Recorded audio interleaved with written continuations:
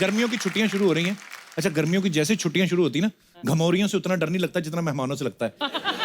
क्योंकि घमौरियों के लिए तो फिर भी सूखा पाउडर आता है। मेहमान जब तक आपका घी नहीं निकालते ना, जाते नहीं है। अच्छा, जो लोग ठंडी जगह पे रह रहे होते हैं ना, उनको गर्मी में सबसे ज्यादा फोन आते हैं रिश्तेदारों के। हमारे है ना, एकदम अनएक्सपेक्टेड से फोन आएंगे रात को 11 बजे। और भाई, हाँ भाई गुड्डू, हाँ भाई मैं बोल रहा हूँ, हाँ तेरा फूफा जानकी दास, हाँ बड़े दिन हो गए भाई, आजकल तेरी पोस्टिंग शिमला में है ना, बंदा भी टालता है।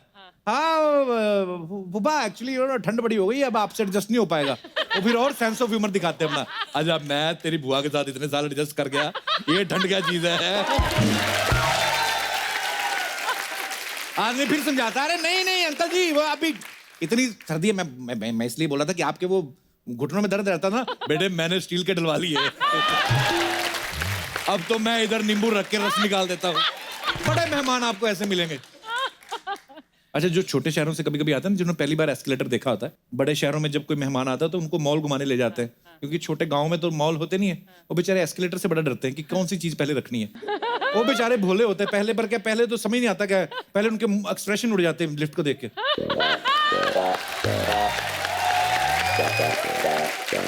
उसके बाद फिर टाइमिंग खराब होती है, पहले हाथ रख, फिर हाथ खिंच जाता है, हाय।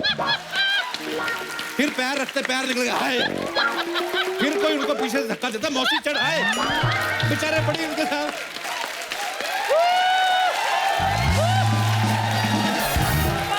और मॉल में भी देखना, जो घूमने लोग आते हैं, ये दिनेश का ताऊ है ना, मॉल में चला गया घूमने, सारी दुकानें छोड़ के ना लॉन्ड्री की दुकान के बाहर खड़ा हो गया। और जो मैनिक्विन नहीं लगी रहती है ऐसे, उनको यूं देख रहे हैं अंकल।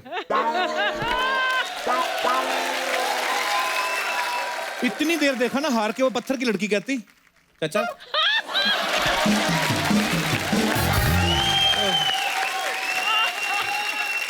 अच्छा, मेहमान दो तरह के होते हैं, एक तो होते हैं जो बता के आते हैं, एक होते हैं जो बिना बताए ना सर्जिकल स्ट्राइक करते हैं आपके घर में। अरे सर्जिकल स्ट्राइक वाले जो मेहमान होते हैं ना, तैयार होने का मौका भी नहीं देते। आदमी संडे का दिन है, बालों में डाई लगा के बैठा है आराम से, धूप सेक रहा है या टीवी देख रहा है, तो ऐसे में बेल बजती ना ठम करके, तो आदमी पहले तो खिड़की से देखता है। अगर तो बड़े बड़े रिश्तेदार हैं तो फिर तो चला जाता है खोलने। अगर साथ में कोई खूबसूरत लड़की हो ना, पहले बाथरूम में इतनी तेजी से निकलता है जैसे रेड पड़ गई हो, फिर वो रेडी होके बाहर निकलता है, आ गए। अच्छा, कुछ लोग ऐसे भी होते हैं जो मुंबई आकर अभी थोड़ा मॉडर्न हो गए हैं, लेकिन रिश्तेदार उनके अब भी देहाती हैं। तो फिर रिश्तेदार क्या करते हैं, रात को जब सोने का टाइम आता है, फिर ये अपना कुर्ता निकाल के ना, मोनालिसा की पेंटिंग नहीं टंगी रहती यूं करके, उसके ऊपर डालते हैं, तो सारी रात बदबू वाला कुर्ता टंगा रहता है। सुबह मोनालिसा जो यूं करके होती है ना, सुबह यूं खड़ी होती है।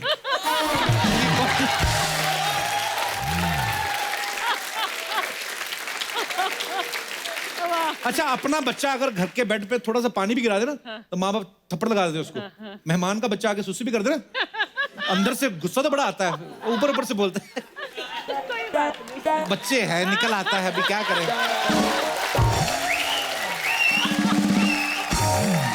आप देखना, मेहमान जब नया नया आता ना आपके घर में, तो पहले पहले दिन बड़ी अच्छी अच्छी सब्जियां बनती है। पहले पहले पनीर बनेगा, चिकन बनेगा, 2-4 दिन एक्स्ट्रा रुक जाए, फिर भिंडी गोभी आना शुरू हो जाती है। फिर 2 दिन और रुक जाए, फिर पानी वाली दाल आनी शुरू हो जाती है। फिर मेहमान चपाती तोड़ता है, वो खुद दाल ढूंढता है। और 1 दिन और रुक जाए, फिर सब्जियां तो आने की दूर की बात, फिर किचन में से गालियों की आवाज आती है। फिर मेहमान समझ जाता है कि अब मेरी एक्सपायरी डेट आ गई है। अरे कुछ बच्चे बड़े होशियार होते हैं, माँ बाप ज्यादा खाने पीने को नहीं देते ना कोल्ड ड्रिंक, जब मेहमान आते हैं ना तब ये फैलते हैं, कोल्ड ड्रिंक पूरी की पूरी कोल्ड ड्रिंक भावा बोल देते हैं। माँ बाप हटो, पहले मेहमानों को पीने दो, तो मेहमान तो बोल देते हैं, अरे कोई बात नहीं, बच्चा है, पीने दो। अरे नहीं नहीं, ये तो पीते रहते हैं। बच्चे फिर सबके सामने पोल खोलते हैं, कहाँ पीते रहते हैं। वो आपकी बेइज्जती मेहमानों के सामने करेंगे। कहाँ पीते रहते हैं, आज ही तो आई है कोल्ड ड्रिंक। अंकल हमें कभी भी नहीं पिलाते, पता है। हमें जब शादी में ले जाते हैं, वहाँ पे कहते हैं जितनी खींच सकते हो खींच लो, घर में तो पिलाते ही नहीं।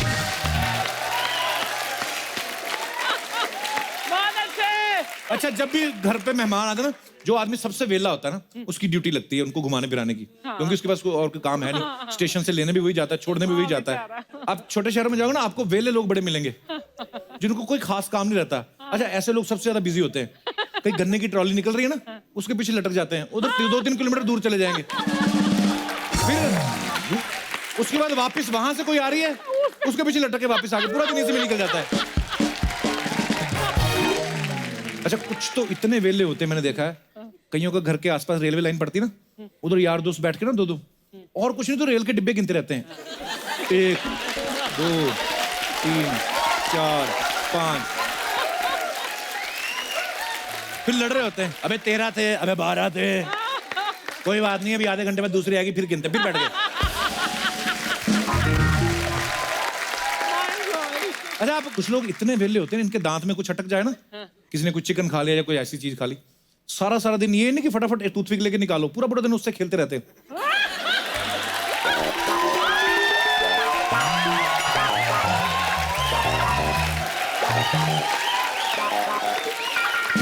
भी 1 सेकंड का काम खत्म कर, पूरा दिन निकल जाते हैं, क्योंकि उनको पता है ये हटा दिया तो फिर हम कहाँ क्या करेंगे। कुछ लोग मैंने इतने वेले देखे अर्चना जी कसम से, कभी ऐसे मक्खी पकड़ के ना ऐसे सुनने लगते हैं, पता नहीं क्या, बड़े इनमें फुर्ती बड़ी होती है। तू आदमी का बच्चा, इंसान का बच्चा, इंसान वाली हरकतें कर, ऐसे चले जा रहे एकदम से ऐसे मच्छर पकड़ लेते हैं, फिर ऐसे सुनेंगे कितनी देर पकड़ के रखते हैं कि अब देखो मरता है कि नहीं, फिर छोड़ते फिर निकल जाता, ओ बच गया। अच्छा, मैं वेलों की बात कर रहा हूँ, मेरा भी एक दोस्त है बड़ा वेला, वो मैं आपको मिलवाता हूँ। चंदू, हाँ जी, चंदू मेरे यार, कहाँ था तू?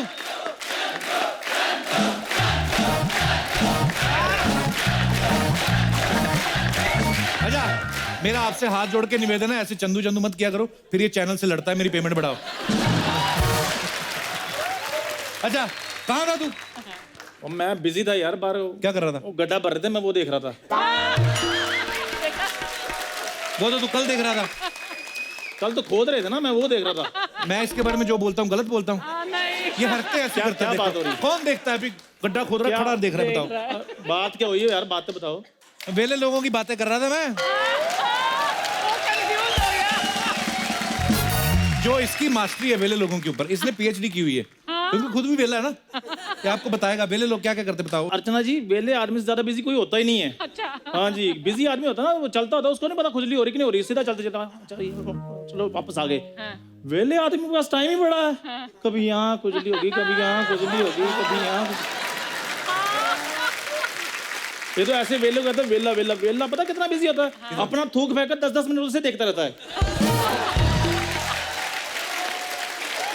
ये नहीं कि देख लिया आप आगे बढ़ो, नहीं और क्रिएटिविटी करनी शुरू कर देते हैं।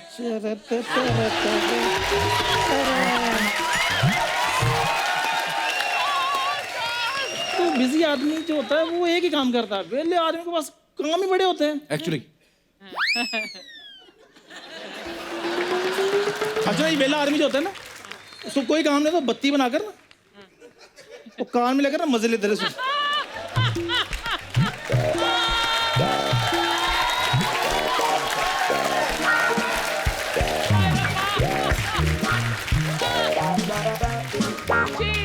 तुम एग्जाम देकर आए हो, रिजल्ट चेक कर रहे हो।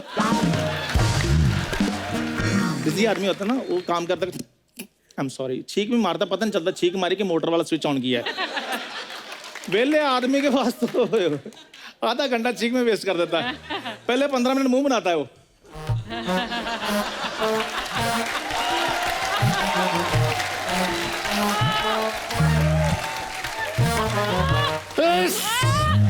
फिर अगले 15 मिनट डायग्नोज करता है।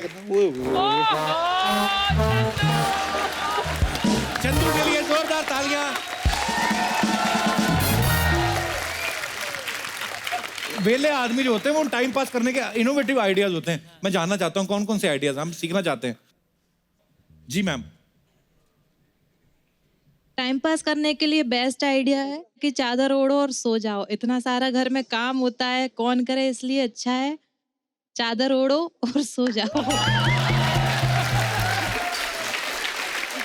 ये अच्छा है। नहीं, पर एक टाइम पे तो आदमी सो के भी थक जाता है ना। कभी कभी आप सो के उठते हो, इतना सो के उठते हो कि सोते सोते थकावट हो जाती है। वेला आदमी फिर भी सो जाता है जैसे तो आपकी शादी हो गई? जी अच्छा जी, हस्बैंड भी आए हैं आपके साथ में? नहीं, वो क्या कर रहे हैं? बच्चा संभाल रहे हैं वो। वो किसी थे। यार ये बड़ी अच्छी बात है, मुझे लगती है नारी शक्ति का जमाना है, बच्चे घर पे छोड़ आती हैं, पति संभाला, अच्छी बात है, वेरी गुड। कामचोर हूँ मैं।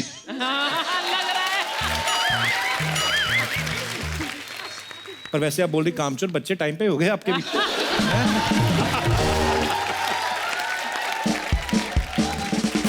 चलिए, बहुत अच्छा लगा आपके विचार जानकर। और कोई हमारे दोस्त जो इस बारे में अपने विचार व्यक्त करना चाहते हैं? एक माइक दास दादा को दे दो प्लीज। नर्वस हो गए दास दादा। दास दादा हमारे बहुत ही पुराने मित्र हैं, हमारे शो पे बड़े सालों से फोटोग्राफी कर रहे हैं। दास दादा, आप क्या करते हो जब शो की शूटिंग खत्म हो जाती है?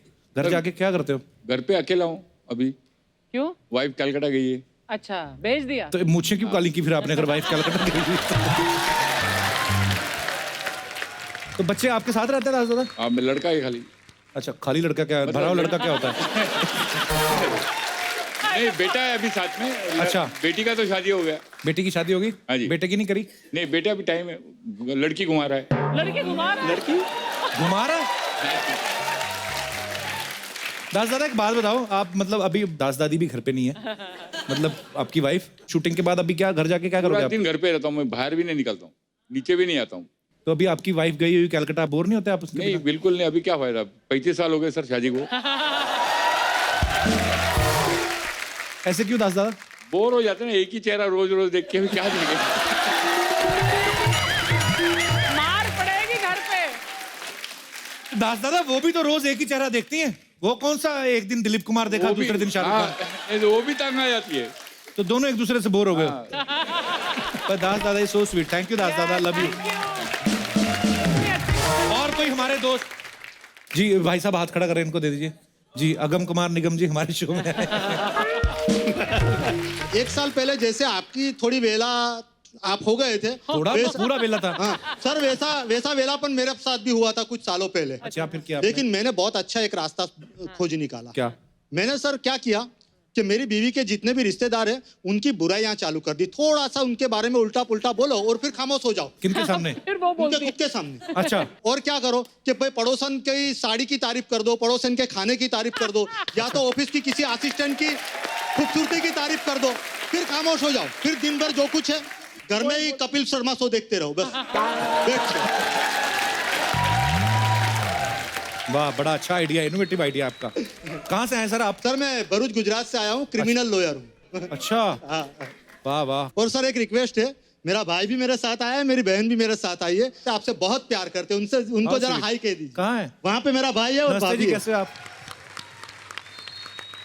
वो दो ठुड्डियों वाले आपके भाई? नहीं नहीं वो नहीं।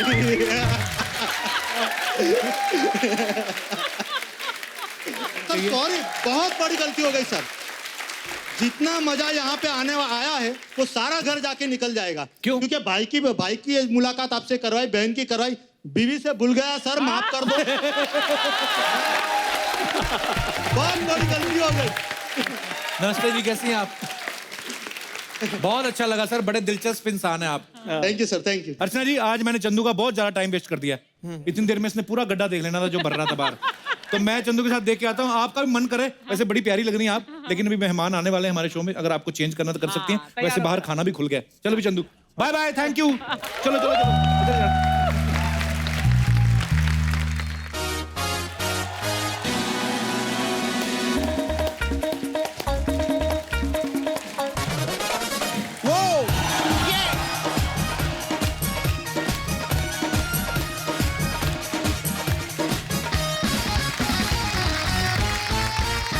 मैं अपने दर्शकों को बता देना चाहता हूं कि आज यहां जो आ रही हैं वो हिंदी सिनेमा के गोल्डन एरा की 3 सबसे बड़ी सुपरस्टार्स हैं, जिन्होंने अपनी एक्टिंग, अपने अंदाज और अपने डांस से हिंदुस्तान के करोड़ों लोगों के दिलों पे राज किया। आज इनके साथ हम हिंदी सिनेमा के गोल्डन एरा को एक बार फिर से सेलिब्रेट करेंगे।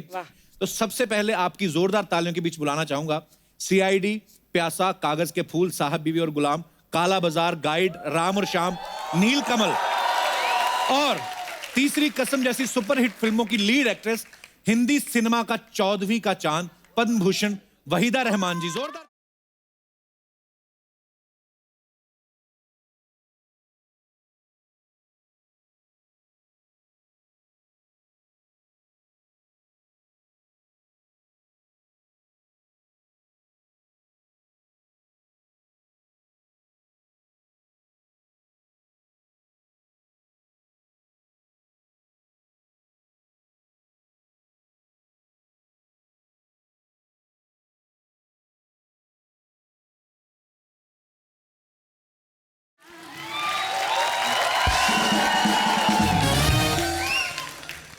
वहीदा जी आपका बहुत बहुत स्वागत है हमारे शो में।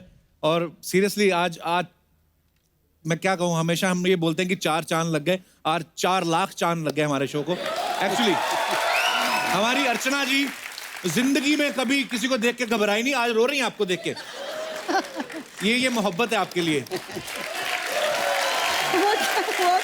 What's the matter with you? Why, my darling? अरे अरे कुछ नहीं कहती, आपको क्यों रो रही हैं आप? मैं डांटूंगी नहीं। आप डांट भी दे तो सर आंखों पर। Oh, sweet. You know, it's very embarrassing कि इतने सालों के, मतलब आपने तो ऑफ कोर्स कितना काम किया, लेकिन मैंने भी कुछ काम नहीं काम किया। मैंने almost 3.5 decades I've been in this industry, और आपसे मिलने का पहले सौभाग्य हुआ है मुझे, लेकिन आज इस मंच पर आपको देखकर और द फैक्ट दैट मुझे उस कुर्सी पर बैठना गवारा नहीं, बिकॉज आप यहाँ पर इस मंच पर हैं। And we grown up seeing Waheeda ji perform, and it's embarrassing कि इतने सारे एक्टर्स को मिलने के बाद Now I won't take more of your time because ये बहुत emotionally, I know it's a comedy show and मैंने बहुत emotional बना दिया. I'm going to go back there, but it's such a pleasure being here with you. Thank you so much. Pleasure meeting with you.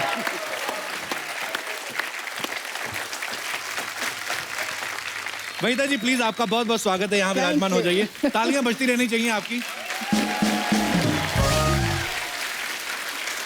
आज की हमारी दूसरी मेहमान हैं वो जिन्होंने दिल दे के देखो, जब प्यार किसी से होता है, फिर वही दिल लाया हूं, तीसरी मंजिल, लव इन टोक्यो, 2 बदन, आए दिन बहार के, कटी पतंग, आन मिलो सजना जैसी सुपर डुपर हिट फिल्मों में काम करके अपने फन से करोड़ों लोगों को एंटरटेन किया। आ रही हैं गुड़िया जापान की the very beautiful Padmashri Asha Parekh जी। ओ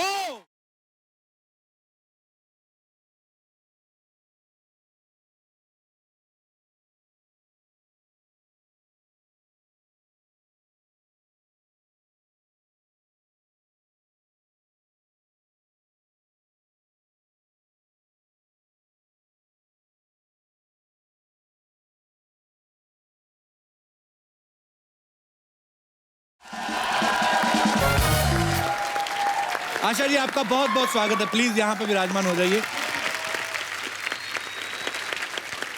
और आज की हमारी तीसरी मेहमान वो हैं जिन्होंने अपने डांस से पूरे हिंदुस्तान को अपना दीवाना बना लिया। ये एक ऐसी अदाकारा है, इनका एक गाना पूरी फिल्म को सुपरहिट बना देता था। गुमनाम, शिकार, ऐलान, कारवां, लहू के 2 रंग, शोले, डॉन और बहुत सी सुपरहिट फिल्मों में अपनी एक्टिंग और डांस से सबका दिल जीतने वाली, please welcome Padmashri Helen ji.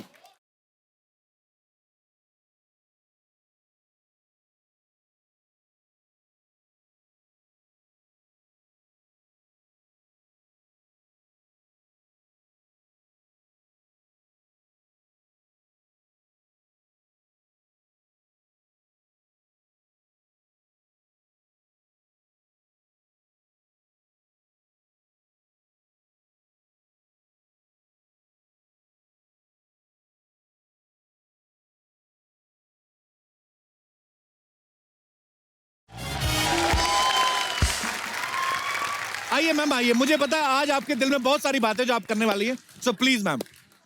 Asha ji, I am so honored to meet you. So honored. After a long time we are meeting. I'm such a big fan of yours. Helen ji, Hi, my darling. you know, Helen ji, I want to say एक चीज़ जो मैंने कभी किसी से शायद share भी नहीं की, कि अगर मैं आज इस इंडस्ट्री में हूँ तो हेलन जी की वजह से। क्योंकि जब मैं छोटी थी और मैं आपके गाने और डांस और आपकी एक्टिंग देखती थी स्क्रीन पर, तो मैं इतना मेस्मराइज्ड और उस ग्लैमर से इतना अट्रैक्टेड थी। Thank you. तो मैं बोलती थी कि वन डे मैं भी उस पर्दे पर आना चाहती हूँ। See? तो it's because of you. Thank you so much.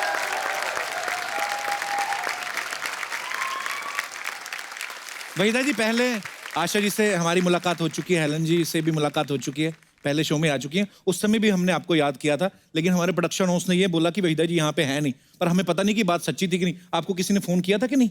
हम आपको बड़े सालों से वेट कर रहे हैं आपका। आई नो, एक बार किसी ने बुलाया तो था। अच्छा। मैं माफी चाहती हूँ। मैं नहीं, वहीदा जी, आप वहीदा रहमान है, आपको माफी मांगने की जरूरत नहीं है। मैं तो खाली कंफर्म करना चाहता था कि प्रोडक्शन हाउस सही बोल रहा है ना। 2 प्रोडक्शन हाउस हैं अभी, एक तो आप ही का है जी।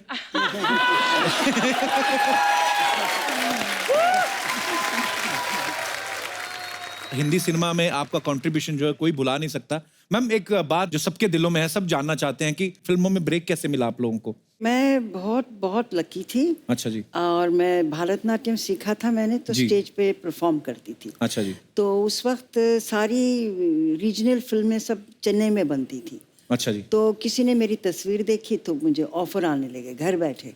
और मैं 13 साल की थी, तो मेरे पेरेंट्स ने कहा टू सून, मतलब बहुत जी। छोटी है, न इधर की न उधर की। तो फिर एक तेलुगु फिल्म में मैंने डांस किया, फोक अच्छा जी। डांस। वो लकीली बहुत मशहूर हुआ। अच्छा जी। तो उसके बाद बस एक तेलुगु फिल्म थी, उसमें लीड रोल किया ऑपोजिट एनटी रामाराव, जो आंध्र प्रदेश अच्छा जी। जी जी। सीएम थे। उसके बाद गुरुदत्त जी मिले मुझसे हैदराबाद में। अच्छा जी। तो फिर उन्होंने मुझे बॉम्बे बुलाया। फिर इट्स अ हिस्ट्री। वाह, ग्रेट। और आशा जी, आप कैसे आए फिल्मों में? मैं स्टेज पे परफॉर्म किया करती थी। अच्छा जी। और लेट बिमल रॉय ने मुझे डांस करते हुए देखा। मैं 9-10 साल की थी। अच्छा जी। तो उन्होंने देखा और मुझे बुलाया, फिल्म में काम करोगी? मैंने ऐसे कह दिया हाँ करूँगी। अच्छा जी। तो इस तरह से माँ पिक्चर में मैंने एक छोटा सा रोल किया था। अच्छा जी। उसके बाद तो मैं बड़ी हो गई, स्कूल में जाती थी। तो गूंज उठी शहनाई के लिए विजय भट्ट जी ने मुझे बुलाया अच्छा जी। और कहा कि तुम्हें हीरोइन बना रहे, राजेंद्र कुमार जी हीरो है। तो 2 दिन की शूटिंग करने के बाद कहा कि नहीं, आप स्टार मटेरियल नहीं है, अच्छा। हम आपको नहीं ले सकते हैं। अच्छा। स्टार मटेरियल नहीं। तो हमको निकाल दिया गया। 1 हफ्ते में मुहूर्त था बहरूपिया का, और वहाँ एस मुखर्जी मिले, बोले कल फिल्मालय आ जाना। मैंने कहा अभी फिल्मालय क्या करना है, अभी तो मुझे डॉक्टर बनना है, मुझे तो नहीं जाना है। इसी तरह से वहाँ पहुँच गए। और फिर तो सबको मालूम है कि दिल दे के देखो कि हीरोइन बन गई।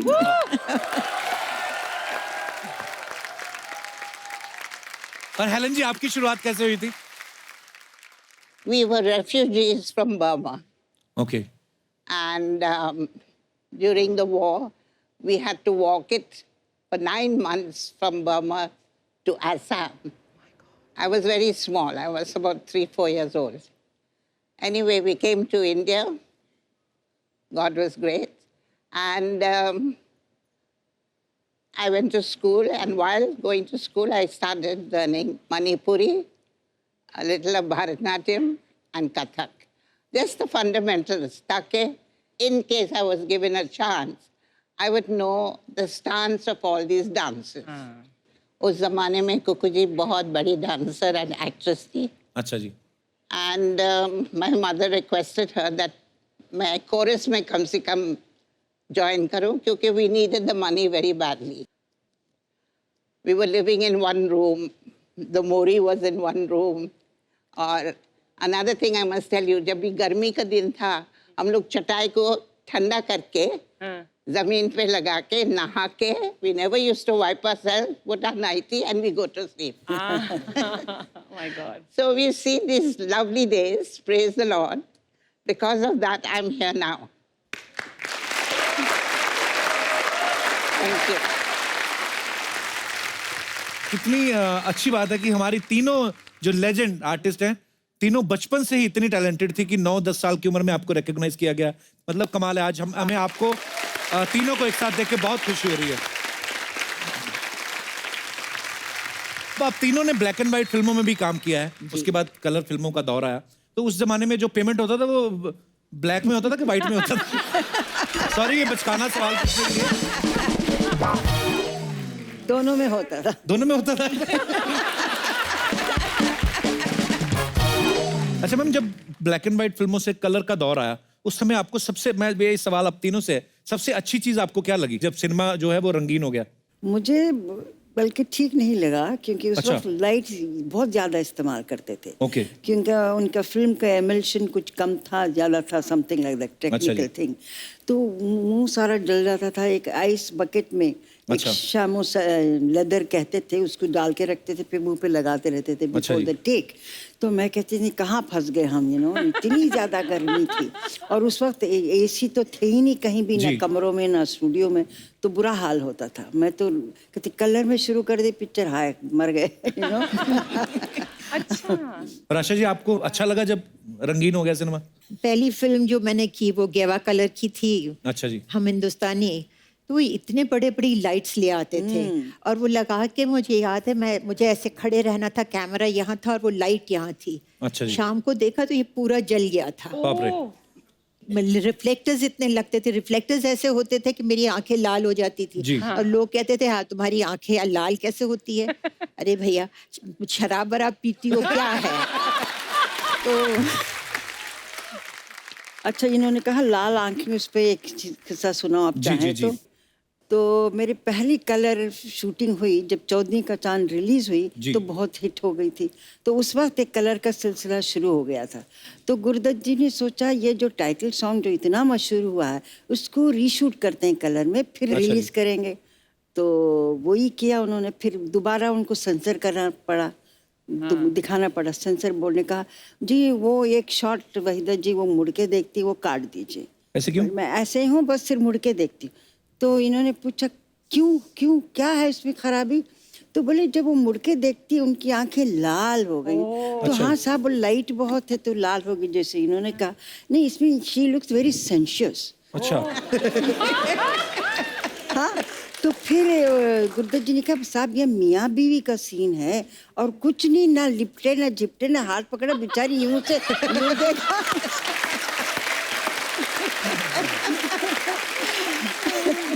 अगर वो सेंसर बोर्ड वाले अगर अब हों तो जी। बेचारे वो देख के तो बेहोश हो जाएंगे। आजकल तो बन रहा है। तो हेलन जी, उस दौर में जैसे आशा जी ने वहीदा जी ने बताया कि लाइट्स बहुत ज्यादा होती थी और ऊपर से डांस करना, डांस में तो रीटेक भी और होते होंगे बिकॉज छोटे छोटे शॉट्स लेने हैं और इतनी सारी लाइट, आपको भी परेशानी होती होगी फिर तो? I was very happy that it was in color ji. because my costumes were very colorful. Ji. I could wear those feathers and I could, ji. you know, and I looked much better. So for me, color was lovely. Kapil, मैं जैसे आप सबने बोला कि इतनी गर्मी वगैरह, and then हम तो आज वैनिटी वैन मिलती है हमें और हम लोग इतने एयर कंडीशन कंट्रोल एनवायरनमेंट में शूट करते हैं। तो मैम आप सबसे पूछना चाहती हूँ कि आप लोग कैसे मेकअप करते थे? कभी जंगल में शूट है, कभी यहाँ तो वैन तो होती नहीं थी। राइट। अर्चना आप मानोगे नहीं, मुगले आजम जैसी पिक्चर बनी मोहन स्टूडियोज में, जी। वहाँ एक वॉशरूम नहीं था। बाप रे। तो एक बार मैं और लेट महमूद एक्टर जी। हमने तय किया कि हम पैसे देते हैं। स्टूडियो ओनर को कहा भाई 2 बाथरूम बना बना दीजिए। दो। तो आफ्टर हम बोल के हम चले गए कि अगली दफ़ा आएंगे शेड्यूल पे। 10 दिन के बाद आए तो जी हमने जल्दी से पूछा वो मैनेजर को बाथरूम बना? हाँ जी इंतज़ाम कर दिया हमने। अच्छा जी। क्या इंतज़ाम किया? वो कॉरिडोर में उन्होंने एक थंडर बॉक्स रख दिया था। बाप रे।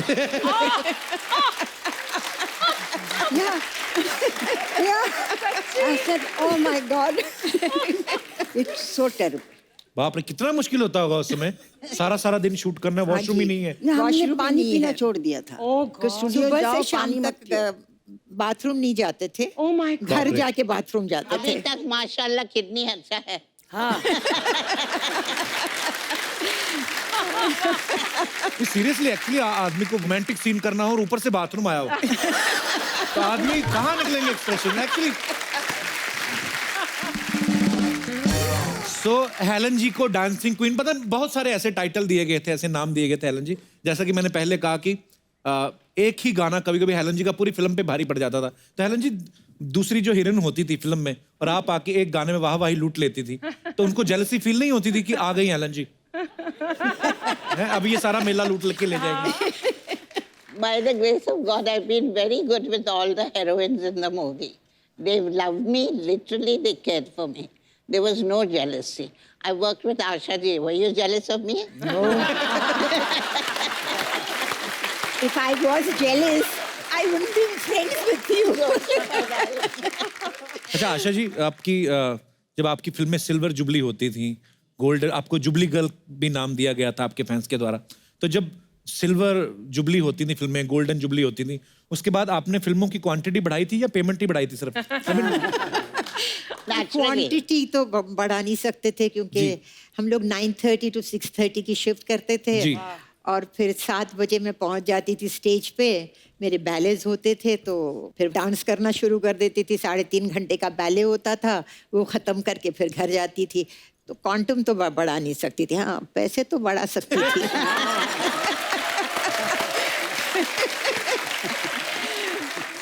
आशा जी, आपने तकरीबन सब स्टार्स के साथ काम किया है, जी। तो आपको अपनी जोड़ी सबसे ज्यादा किसके के साथ अच्छी लगती थी?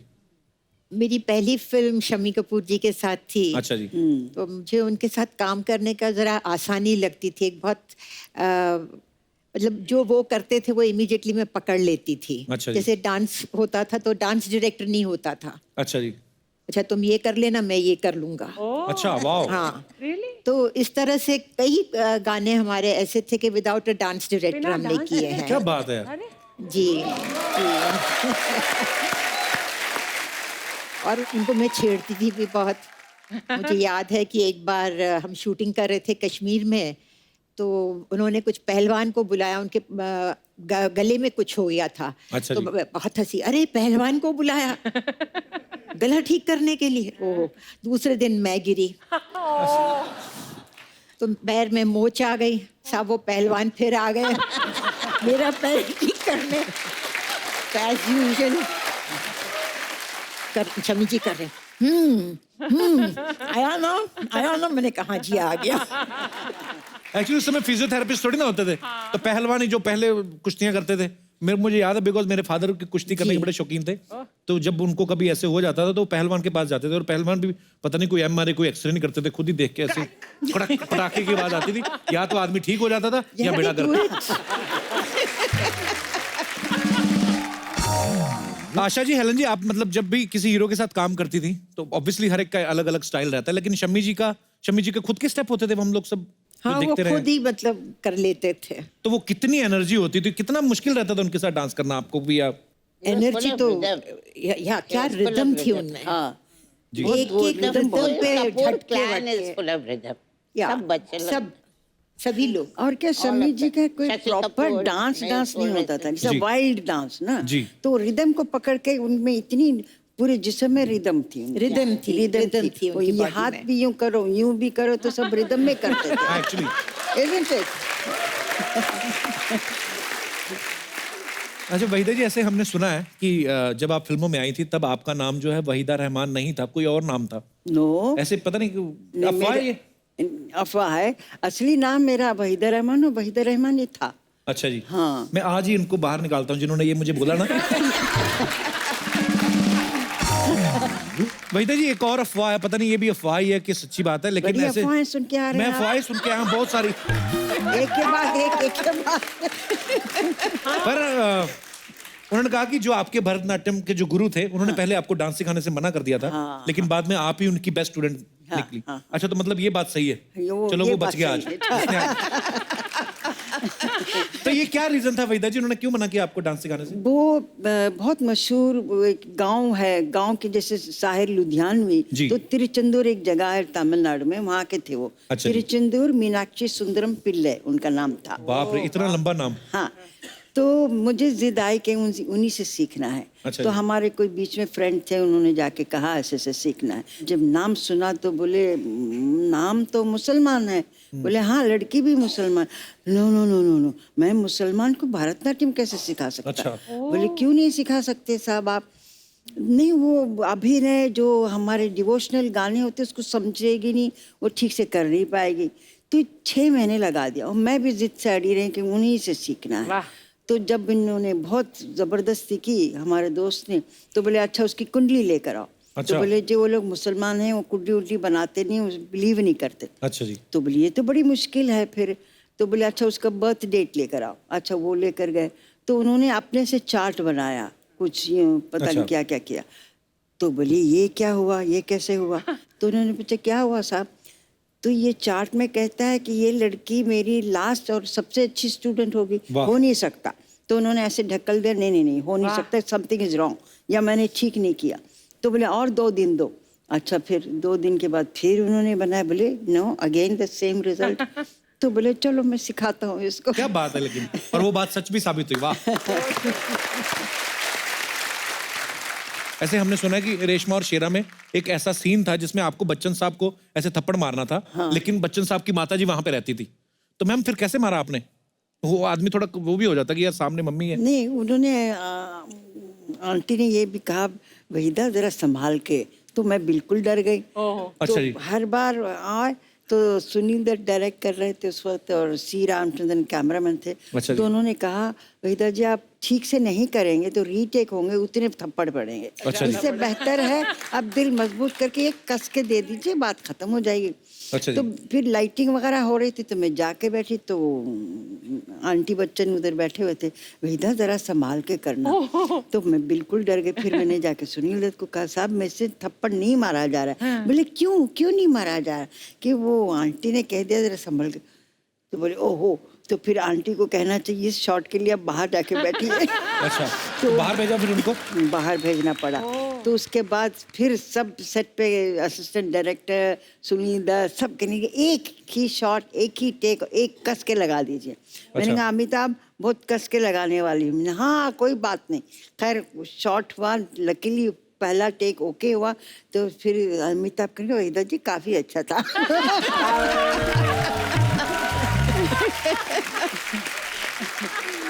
मैम उस समय जब आपके कोई क्रेजी फैन आता था तो आप कैसे हैंडल करती थी आशा जी? सेट पे शूटिंग देखने आ जाते होंगे, आपके घर के बाहर आ जाते होंगे कहीं? घर के बाहर एक चाइनीज आदमी आता था। चाइनीज? हाँ। अच्छा जी। तो वो मतलब आके घर के बाहर दरवाजे के बाहर ही बैठ गया। अच्छा जी। तो बोले मैं यहाँ से जाऊंगा नहीं, मैं आशा पारेख से शादी कर कर ही जाऊंगा। अच्छा। मैंने पढ़ा था ये। इट वॉज, अब मैं वो हटे ही नहीं। फिर वहाँ उसने अपना गद्दा लगा दिया, वहाँ रहने लगा, कुछ मछलियाँ जला के खाता था, पता नहीं क्या करता था। और लोग उसको कहे यहाँ से हटो, तो वो छुरी निकाल कर दिखाया कि मैं हटूंगा नहीं। अब जब उसने छुरी वुरी निकालने की बात की तो अब मुझे डर लगने लगा। मैं रात को लेट शूटिंग करके आऊँ तो मैं अपने नीचे कार के नीचे मतलब छिप कर रहूँ और छिप कर देखूँ कि वो है कि नहीं, बैठा हुआ है तो फिर छिप जाऊँ। फिर मैंने कहा ये तो बहुत हो रहा है। 1 महीना ये चलता रहा। तो फिर मैंने जो है पुलिस कमिश्नर को फोन किया। अच्छा जी। वो कहा कि भैया इसको पकड़ के ले जाओ। उसको पकड़ कर ले गए जेल में। वहां से उसने मुझे पोस्ट कार्ड लिखा। अच्छा। कि मुझे ये लोग ले गए हैं, प्लीज मुझे बाहर निकालो। बेल भी आप ही कराओ। मैंने कहा अंदर तो मैंने डाला है तुमको। मैंने कहा अंदर तो मैंने तुमको डाला है, मैं तुमको आके बाहर निकालूं, मैं पागल हूँ क्या? फिर पता नहीं कहाँ चला गया, मुझे नहीं मालूम। You're looking out for him now. No बाबा, हेलन जी आपके साथ कभी नहीं हुआ ऐसा? हुआ होगा जरूर। एक बहुत अच्छी फैन थी, अच्छी फैन, अच्छा जी। थी? ओहो। आशा भोसले। अच्छा, वाह। एक दिन आशा जी ने मुझे उनके शो पे बुलाया। I was a guest. अच्छा जी। तो बातें बातें में उन्होंने कहा कि हेलन जी वहाँ बैठी है। Then I went out and I did that. Helen ji, Asha ji मुझे बोल रहे, हेलन जी अगर मैं मर्द होता है तो मैं आपसे शादी करती। वहीदा जी आपको भी तो कभी ऐसा कोई ना कोई क्रेजी फैन मिला ही होगा कभी जिन्होंने तंग ही कर दिया आपको? हाँ, देखिए हमारे ज़माने में जब जवानी में सभी होते हैं, सबके फैंस होते हैं। एक हर रोज़ कुछ 12-15 सफ़े का एक लेटर आता था। अच्छा जी। उसमें वो लिखते थे कि मैं आर्किटेक्ट हूँ। मैं सोचो अभी ये आर्किटेक्ट हैं तो इनकी इतनी फुर्सत कहाँ मिलती है? वो हैंड रिटन, ये नहीं कि टाइप हो, या उस वक्त मोबाइल नहीं था, कंप्यूटर नहीं था, हैंड रिटन लेटर। फिर कहते थे एक दिन याद रखिए आप, ताजमहल क्या मैं अच्छा। उससे बढ़ के बनाऊंगा, क्योंकि मैं आर्किटेक्ट। हो सकता है उन्होंने कभी बनाया भी हो हाँ, आपके लिए, ये भी तो हो सकता है। हम यहाँ पे एक नागेश जी हैं, बड़े अच्छे आर्टिस्ट हैं, उस दौर के फिल्मों के इतने बड़े फैन मैं आपसे मिलवाना चाहता हूँ। नागेश।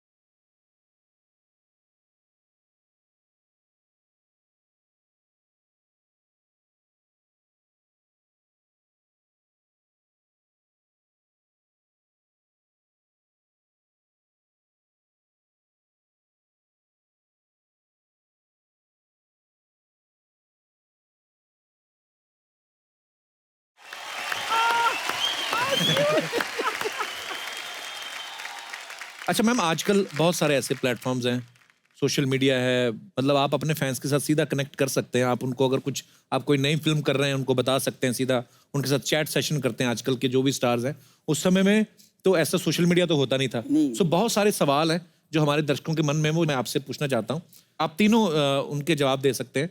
आपके टाइम पे जो फिल्में बनती थी, उनमें सबसे ज्यादा स्टाइलिश हीरो कौन था? आप तीनों जवाब दे सकती हैं। स्टाइलिश हीरो जी। मेरे कैटेगरी में जो देवानंद थे, अच्छा जी, फिर देव साहब। शम्मी कपूर थे। शम्मी कपूर साहब, वाह क्या बात है। आशा जी, आप? मुझे लगता है फिरोज खान। फिरोज साहब, जी जी जी, फिरोज वाह। खान। हेलन जी, आप तो खुद इतने स्टाइलिश नहीं, लेकिन आपको कौन स्टाइलिश हीरो लगता था? देवानंद। देव साहब, वाह।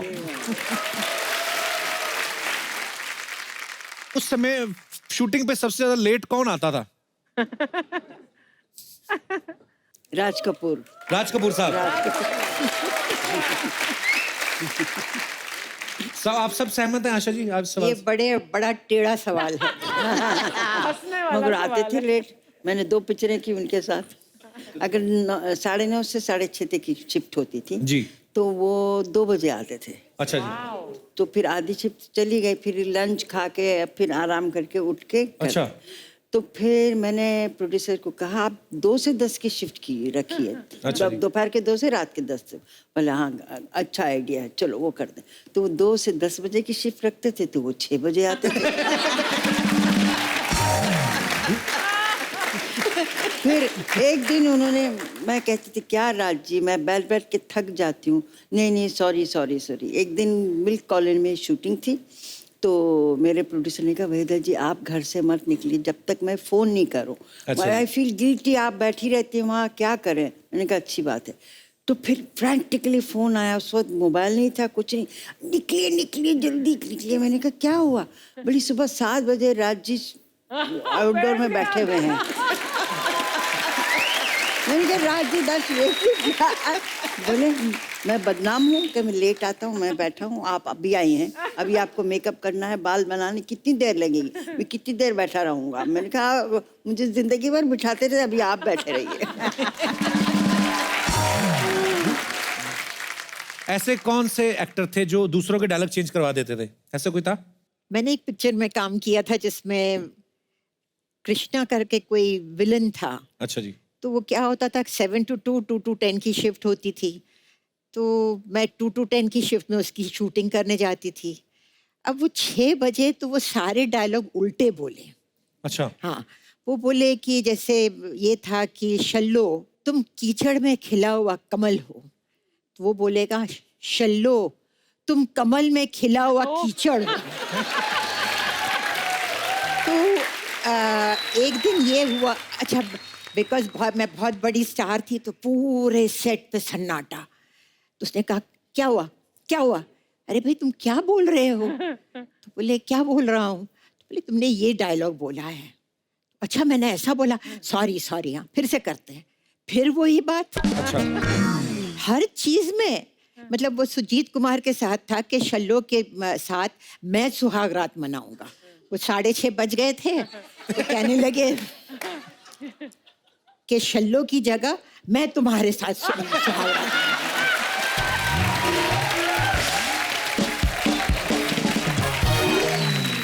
अच्छा हेलन जी, कोई ऐसा एक्टर भी था जो सबसे ज्यादा, मैं ना मेरे शो पे जो भी हीरोइन आती हैं अपनी फिल्म की प्रमोशन करने के लिए, अब तो खैर मेरी शादी हो गई है, मुझे ऐसा बोलते हैं कि तुम फ्लर्ट बड़ा करते हो, हालांकि मैं करता नहीं हूँ, मेरा हो जाता है।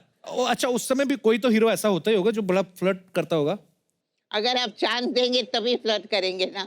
उनको मालेंगे एक थप्पड़ मिलेंगे तो चले आएंगे।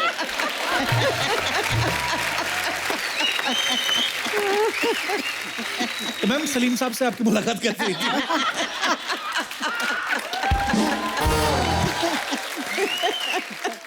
ये सलीम साहब का नेक्स्ट प्रोग्राम होगा तो भी आप पूछ लेना। दोबारा बुला लीजिए दोनों को। दोनों क्यों, तीनों। हाँ जरूर। Salman's mother is there. Definitely, ma'am. We would love to, ma'am. That will be something. Ma'am यहाँ पे ना कुछ आपके हार्डकोर फैंस हैं जो आपकी फिल्मों के, आपके स्टाइल के इतने दीवाने हैं, तो उसी आज स्टाइल में बैठे हूँ, मैं उनको बुलाना चाहता हूँ। प्लीज आइए, आप जरा मंच पे आइए।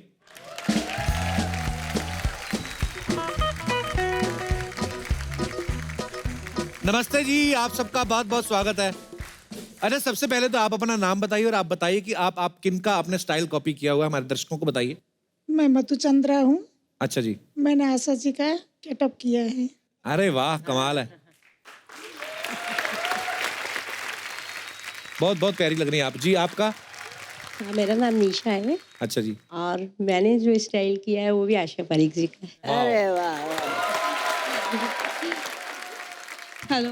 हेलो जी मैम, कैसे हैं आप? मामतोरा। मैंने हेलन जी का स्टाइल किया है। अरे वाह जी। पीछे हेलो, ममता सा। जी ममता। मैंने वही दाजे की स्टाइल। वाह। मैं जयश्री पंचाल हूँ। मैंने वेदा जी की स्टाइल सो स्वीट। हेलन जी, पहले नंबर पे आपके हिसाब से कौन? तो ये नंबर 1।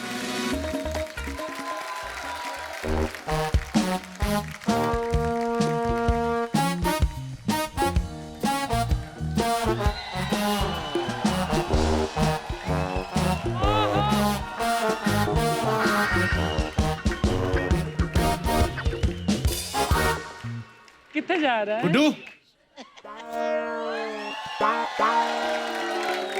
आजा, क्यों स्कूटर की चीखें निकलवा रहा है? ये मैम हमारे पड़ोसी हैं, बच्चा यादव, उनका बेटा है गुड्डू। अच्छा।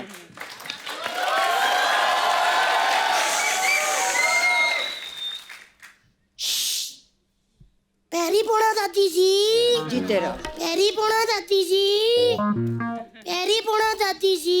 ओ गुड्डू, ये दादी दादी क्या होता है? दादी दादी वो होती है जब किसी माँ के बच्चे के घर बच्चा होता है और वो लेडी मिठाई का डब्बा लेके गली में मिठाई बांटती है और खुशी से कहती है कि आज मैं दादी बन गई, उसे दादी कहते हैं। ओए कलिंगड़, मैं दादी की डेफिनेशन नहीं पूछ रहा हूँ, ये तेरी दादियाँ कैसे हो गई? कप्पू अंकल, मैंने इन तीनों दादियों को ना अपने धन धन धन से दादियाँ मान लिया हुआ है। अबे तन मन धन से मानना होता है। तन मन से आप मानो, मैंने धन धन से माना है। पता क्यों? क्योंकि तन मन से ना सी व्यू बंगले नहीं आते, धन धन से आते हैं। बेटा अभी उन्होंने तुझे अपना पोता माना नहीं है। कोई बात नहीं, ये फिल्मी लोग है ना, क्लाइमेक्स में मानते हैं। ये ना फिल्में देख देख के बिगड़ गया अर्चना जी। अभी तेरे बाप को बोल के तेरी फिल्में देखनी बंद कराता हूँ। फिल्में बंद करवा दोगे? मतलब एक्टर लोग फिल्में नहीं बनाएंगे, इधर प्रमोशन के लिए नहीं आएंगे। डैडी के जोक कौन सुनेगा? डैडी घर बैठ जाएंगे और 5-6 बच्चे पैदा करेंगे। नहीं अंकल, प्लीज ऐसा मत करना। लेकिन एक बात है कप्पू अंकल, वहीदा रहमान जी है ना, मैं उनके बेटे की तरह बहुत ही ज्यादा अच्छा गाता हूँ। उनका कौन सा बेटा गाता है? AR रहमान। AR रहमान उनका बेटा नहीं है, वो अलग है। सच्ची सौ गाओ। हाँ। इनका बेटा नहीं है? नहीं। तभी मैं सोचूं ये उनके साथ क्यों नहीं रहती। अच्छा ये बता गुड्डू, स्कूल क्यों नहीं गया आज? स्कूल वो ना मेरी बुआ की पूंछ पे चोट लग गई थी, इसीलिए मैंने छुट्टी कर ली। बुआ की पूंछ नहीं होती, भैंस की पूंछ होती है। अंकल जी, भैंसें हमारी बुआ है, समझे? वो हर साल मेरे पापा को राखी बांधती हैं। अबे भैंस कैसे राखी बांध सकती है? क्यों अंकल जी, अगर मेरे डैडी रोज उनको तबेले पे बांधते हैं तो वो उनको राखी क्यों नहीं बांध सकती? How racism. अच्छा फालतू की बातें इससे जितनी मर्जी करा लो। अभी मैं स्कूल के बारे में कुछ पूछूंगा ना, पढ़ाई के बारे में, इसकी बोलती बंद हो जाएगी। वाह गुड्डू, ज्यादा बात तेरी पढ़ाई पे सवाल उठा है। मैं तैयार हूँ कप्पू अंकल, क्या सवाल पूछते हो? अच्छा बता, सूरज किस दिशा से निकलता है? सूरज? हाँ। ऐसा गोल सा? हाँ। वो खट्टे ऑरेंज रंग का होता है जो? हाँ। सूरज वो जो बच्चों को सुबह उठाता है? हाँ। वो जो कपड़े भी सुखा देता है? हाँ वही सूरज। पता है। वो सूरज जिसके पृथ्वी आसपास चक्कर लगाती है? हाँ वही सूरज। वो सूरज जो रात को डूब जाता है? हाँ वही सूरज। हाँ तो 9:30 बज रहे ना, डूबा हुआ है। जब सुबह उगेगा तो बता दूंगा किधर से उगता है।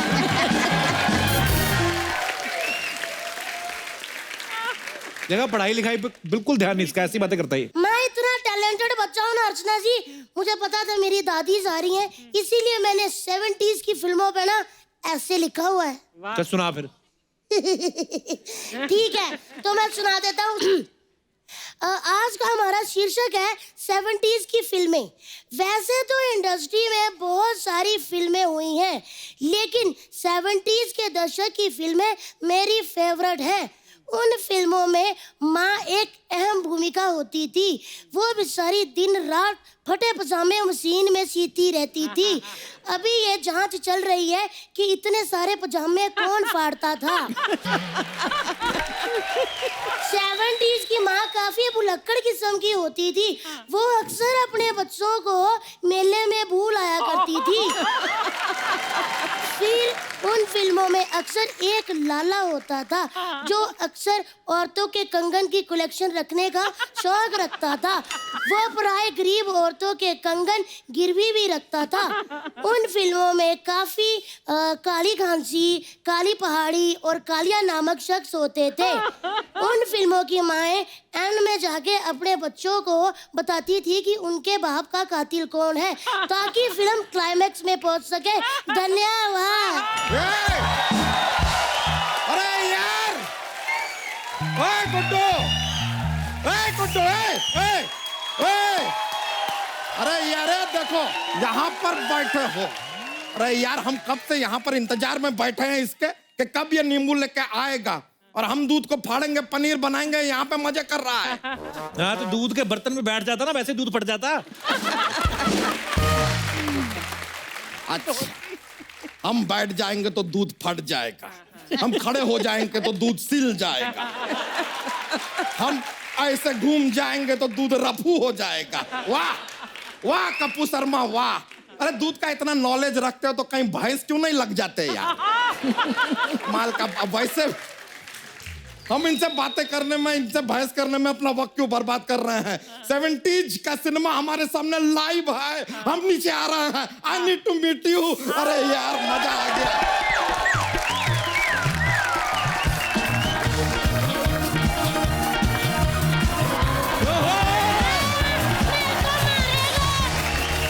अरे यार अरे बाप रे, नमस्कार नमस्कार। अरे यार मजा आ गया यार। क्या बात है अर्चना जी।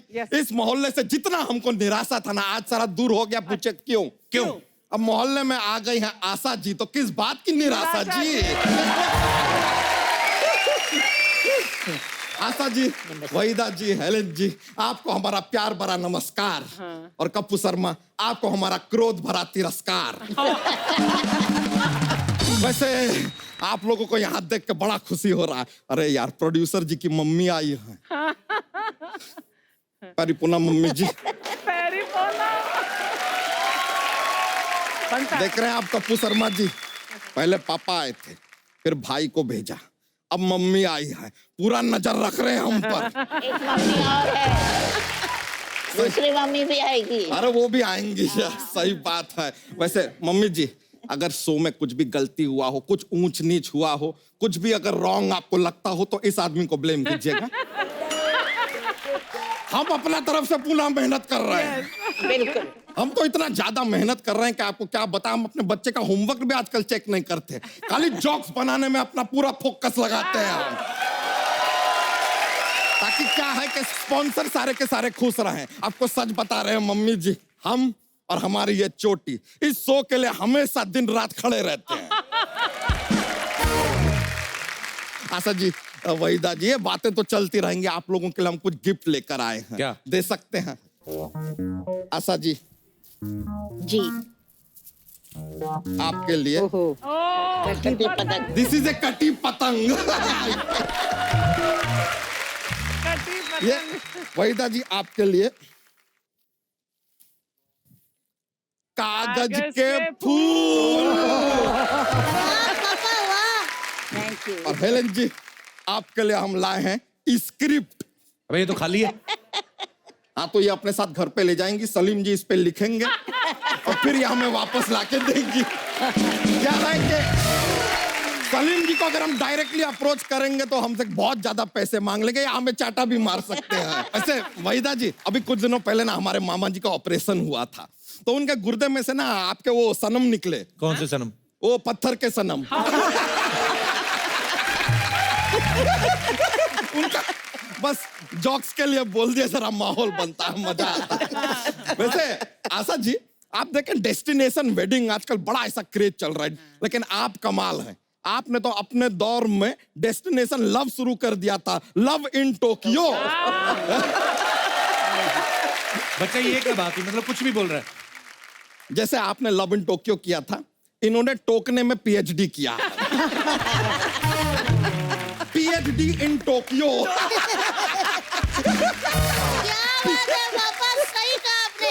देखा पप्पू अंकल, आप जानते नहीं मेरे पापा कौन से खेत के कद्दू हैं। खेत के कद्दू में खेत की मूली होता है। पापा मैंने आपका साइज देख के बोला है ना।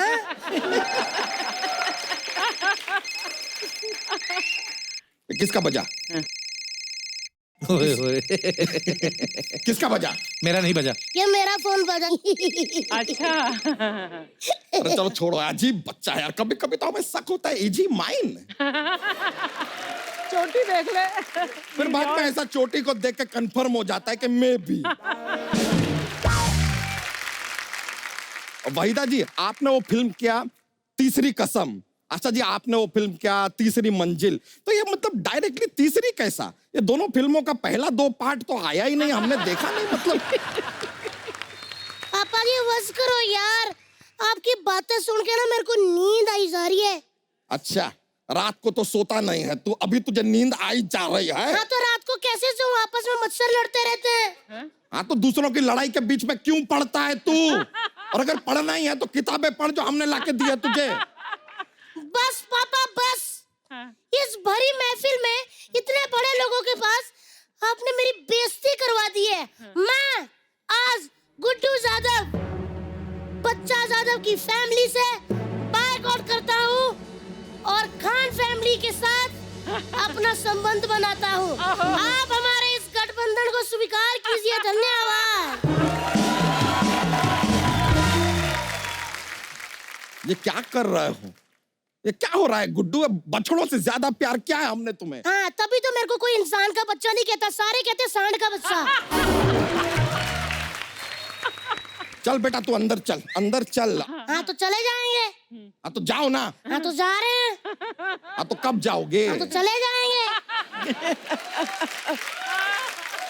तो पैर उठा के जाओ ना। हाँ तो ये लो चले गए।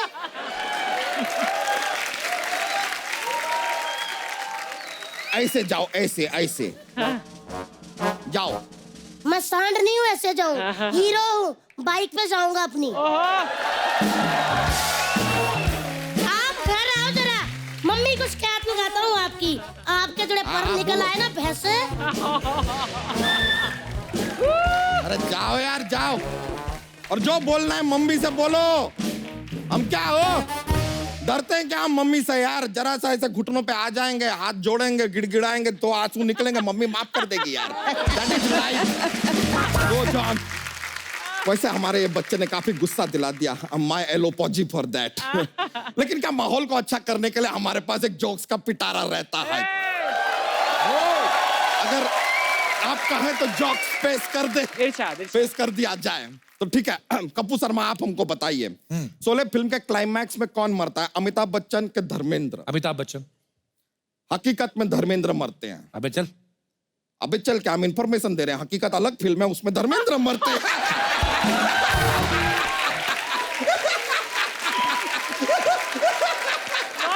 I tricked him.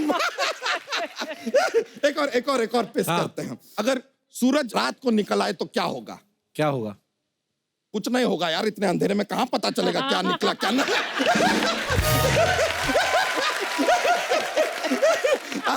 चलिए हम भी चलते हैं, हमें जरा हिसाब चुकता करना है जरा गुड्डू के साथ। ओके मम्मी जी, बहुत बहुत शुक्रिया, बड़ा खुशी हुआ आपसे मिलके। Thank you very much yo bro.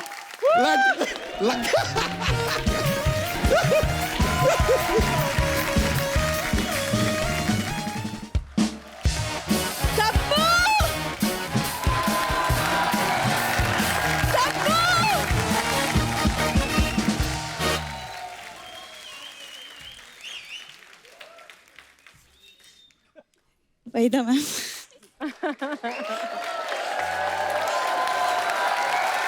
आराम से आराम से। ये पक्का इमोशनल हो के पायल उतारेगी आपकी। हटा।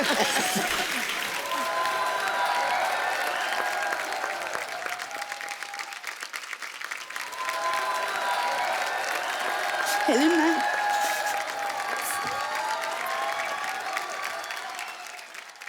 सीरियसली मैं इतनी ज्यादा खुश हूँ आप सबको यहाँ देख के। मैं आज वैरायटी बड़ी शो में देखिए आप, एक तरफ महानायक है, एक तरफ महानालायक। ये हमारी पड़ोसन है हमारी। देखो कपूर शर्मा, मतलब अगर मैं इनकी जनरेशन में पैदा हुई होती तो आज तो मैं भी बड़ी सी हीरोइन तो हो जाती। तुझे पता है उस जमाने में हीरो ना तेरे से बड़े साइड लॉक रखते थे। अरे कपूर, मैंने सारे लॉक्स खोल देने थे। लॉक खोलने में तो इनका पूरा परिवार ही मतलब नंबर 1 है। मैं तो बताता नहीं पूरी चीजें। ये तो स्कूटर की पेट्रोल की टंकी होती ना, उसको ढक्कन खोल के पेट्रोल सूंघती कभी कभी।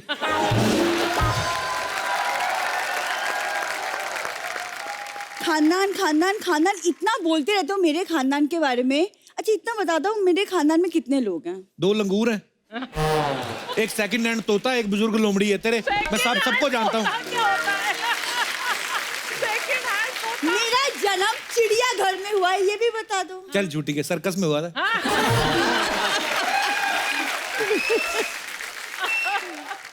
मेरा खाना ना सीरियसली बहुत स्वीट है।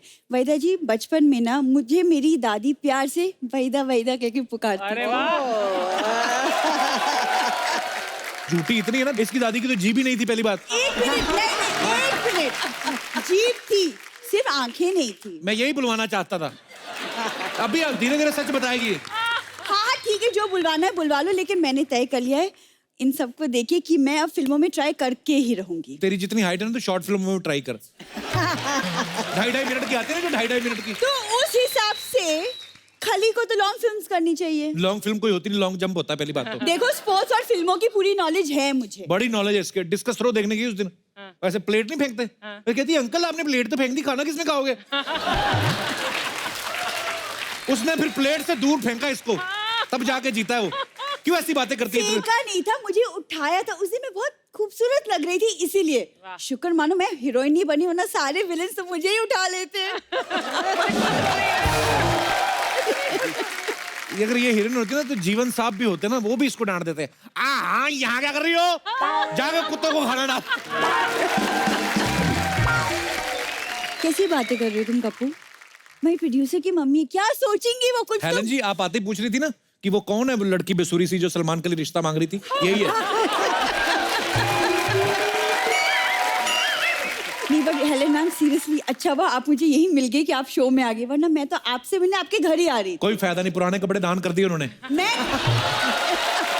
कपड़ों के लिए नहीं, मैं हेलन मैम पे एक बायोपिक लिख रही हूँ। ओहो। एक बात बता, ये कॉन्फिडेंस कहाँ से आता है तुझमें? कौन सी दुकान से मिलता है ये? उनके घर में इतने बड़े राइटर हैं, वो तुझसे क्यों लिखवाएंगे? पहली बात तो ये है। सच सच बता, तूने फिर से नीला सूंघना शुरू किया ना? What? क्या नीला क्या? भोली देखो कैसे बन रही है ये होली वाले दिन ना 10-10 रुपए तोला बेच रही थी ये। क्या बोल रही है? उनको क्या पूछ रही, उन्होंने तो 10 तोले खुद तेरे से खरीदा। हाँ, ऊपर से कंप्लेंट कर रही थी। अर्चना जी कंप्लेंट कर रही थी कि कितना महंगा लगाती है। परमीत तो 5 रुपए तोला ले आता है, तो झूठ बोलती है। तुम मुझे बायोपिक बनाने दोगे या नहीं? तू एक काम कर, माचिस की तीली ले, उसको तीखी कर, उसकी टूथपिक बना। बायोपिक तेरा है कोई काम? बना सकती तू बायोपिक? देखो, ये 10 पैसे की चीज बनाने में अपना टाइम वेस्ट नहीं करने वाली। सही बात है, जो चीज होटलों से उठा लेती है वो क्यों बनाएगी? अरे होटलों में हजारों का खाना खा सकते हैं, तो 10 पैसे की चीज भी तो उठा ही सकते हैं। होटलों में खाना खाती है, भी तो बता कैसे खाती है? साइन लैंग्वेज यूज करती, कोई भी आता है कहती है हेलो।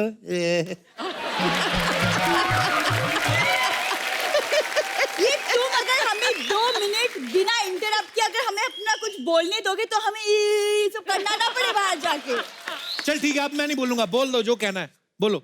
हेलेन मैम, आपकी बायोपिक में ना आपका रोल मैं कर रही हूँ। अच्छा, देखा, तो- इसीलिए नहीं मैं बोलने देता। बोलो वही जितना सुन सके आदमी। हो गया? तुमको क्या प्रॉब्लम है? हेलेन मैम ने कुछ नहीं बोला अभी तक, तुम क्यों बोल रहे हो बीच में? तुम चुप रहो। वो बोल नहीं रही, कुछ नीचे से मुक्का तैयार कर रही थी वो। ऐसा कुछ भी नहीं तैयार कर रही है। नहीं नहीं, आपके रोल के लिए ना, तो मुझे तैयारी के लिए आपको नजदीकी से एकदम ऑब्जर्व करना होगा।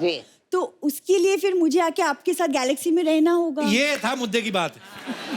क्रिएटिविटी देखो आप, क्या तरीका ढूंढा है सलमान खान के घर पे रहने का। अब बात अगर खुली गई है शरेआम, तो फिर ये क्या है? आप प्लीज आशीर्वाद दे दीजिए, अपने घर की बहू मान लीजिए मुझे। मैं सच कह रही हूँ। अगर तू पहले घूंघट निकाल के आती ना तो शायद मान भी लेती वो। अभी तेरा मुंह देख लिया उन्होंने, अभी कुछ नहीं होएगा।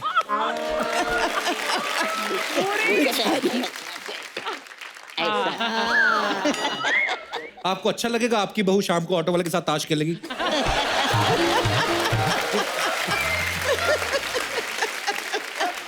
तुम ये क्या बदतमीजों वाली बातें कर रहे हो? नहीं, मैं सीरियसली, मैं जन्म हुआ है आपके परिवार के लिए। सीरियसली, आपके जैसे रहन सहन, बातचीत सब आप जैसा है। सीरियसली। नीबूर, ये क्या कर रही है उधर? पैसों ने गोबर कर दिया है। गरम गरम है, उठा ले। फिर कहती है ठंडे का मजा नहीं आता। जाओ भी, पहले तो मेहंदी की रस्म अदा करो, चलो। ये मेरी बहन ना कोई बात बनने ना दे। और कप्पू शर्मा, जिस दिन मेरी सच में विदाई हो गई ना, सबसे ज्यादा तुम रोगे। रोगे नहीं, खुशी के आंसू होते वो। चुप।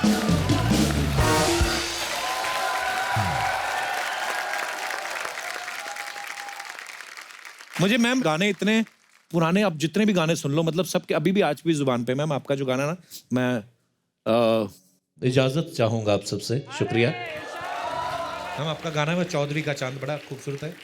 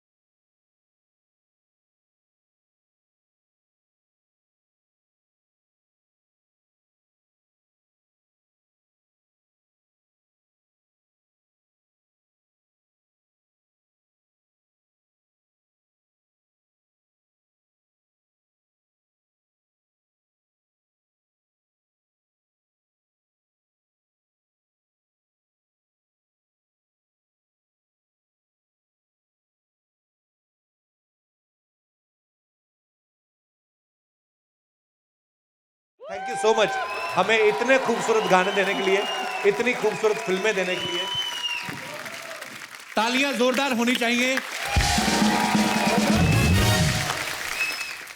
एक बार वहीदा जी, आशा जी और हेलन जी के लिए जोरदार तालियां हो जाएं। मैम, आपने अपनी फिल्मों से करोड़ों लोगों को एंटरटेन किया, इतने सालों तक एंटरटेन किया है। सो हमारे साथी कलाकारों की तरफ से एक छोटा सा ट्रिब्यूट है जो आप तीनों के लिए मैं चाहता हूं कि आप सामने आके उनको देखें। आइए प्लीज मैम, जोरदार तालियां हो जाएं।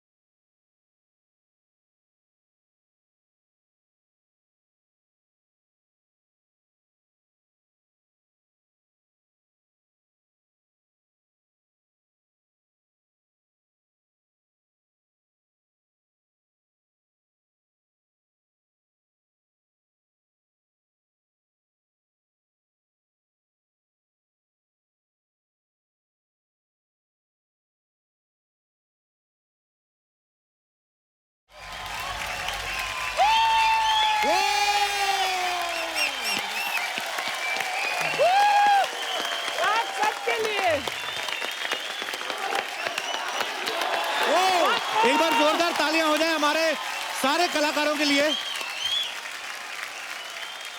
मैं इनके बारे में बता दूं, हमारी सपना जो है हेलन जी का पार्ट अदा कर रही थी। इतनी बड़ी हेलन जी हमने कभी नहीं एक्सपेक्ट किया था, पर super mind blowing.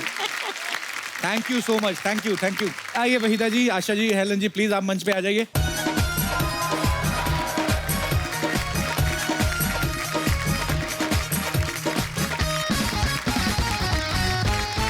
Asha ji, Waheeda जी, हेलन जी, आपका तहे दिल से शुक्रिया अदा करते हैं कि आज आप हमारे शो में आई, और बहुत लोगों को इंतजार था कि आप तीनों एक साथ हमारे शो में आए और आपने हमारा न्योता जो है स्वीकार किया। थैंक यू सो मच आने के लिए। आई होप आपने एंजॉय किया होगा मैम।